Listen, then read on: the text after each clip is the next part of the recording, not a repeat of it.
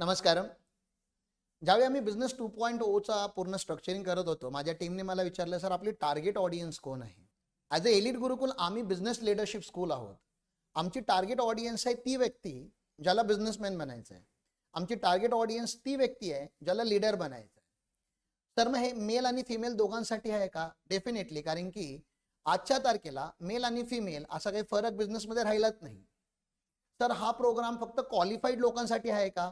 Definitely नाही. कारण की बरेच बिझनेसमॅन जे असतात त्यांचा आणि एज्युकेशनचा काही संबंधच नसतो, राईट? त्यामुळे आपल्याला जर बिझनेस लीडर बनायचं आहे तर हा प्रोग्राम तुमच्यासाठी आहे. सर मग एज ग्रुप काय असला पाहिजेत? आमच्यासाठी असं वाटतं, म्हणजे माझ्या अंडरस्टँडिंगने असं वाटतं, anybody who has completed 11 years of age, 11 वर्षाच्या मुलांपासून ते अगदी 65 इयरच्या ओल्ड एजच्या लोकांपर्यंत हा सगळ्यांसाठीच आहे. कारण की आपण बिझनेसचं डिस्कशन करणार आहोत आणि जॉब करायला एक एज लागतं, पण बिझनेस करायला काही एजची मर्यादा नाही आहे, ना मिनिमम आहे ना मॅक्सिमम आहे. आतापर्यंत बिझनेस करणं गरजेचं आहे का? तरच हा प्रोग्राम कामाचा आहे असं नाही आहे. जर तुम्ही जॉब करताय, जर तुम्ही नवीन बिझनेस स्टार्ट करायचा विचार करताय किंवा तुमचा पिढ्यानपिढ्या चालू असलेला बिझनेस त्याला तुम्हाला ट्रान्सफॉर्म करायचा असेल तर हा प्रोग्राम तुम्ही अटेंड करा. सेमिनारमध्ये तुमचे प्रश्न जे असतील ते विचारा.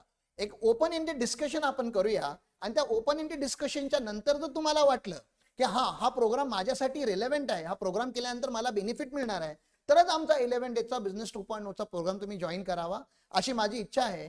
एखादी गोष्ट रिजेक्ट करण्याच्या अगोदर तिला समजून घेणं खूप गरजेचं आहे आणि तेच आम्ही एलिट गुरुकुलमध्ये करतोय. बिझनेस 2.0 हा प्रोग्राम तुमचा लाईफ चेंजिंग प्रोग्राम असू शकतो. And event can change your life.